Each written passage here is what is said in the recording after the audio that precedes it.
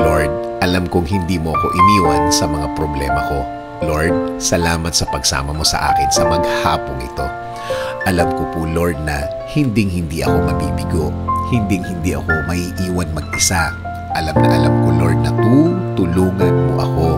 At alam kong sinimulan mo na ang pagtulong mo sa akin. Patawad, Lord, dahil nagiging emotional na naman ako, nagiging maramdamin.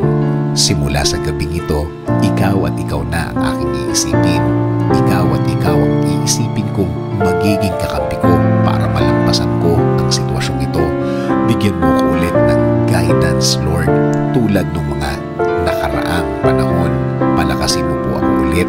Bigyan mo po ako ulit ng lakas. Bigyan mo po ako ulit ng suporta para malampasan ko ang mga problemang ito.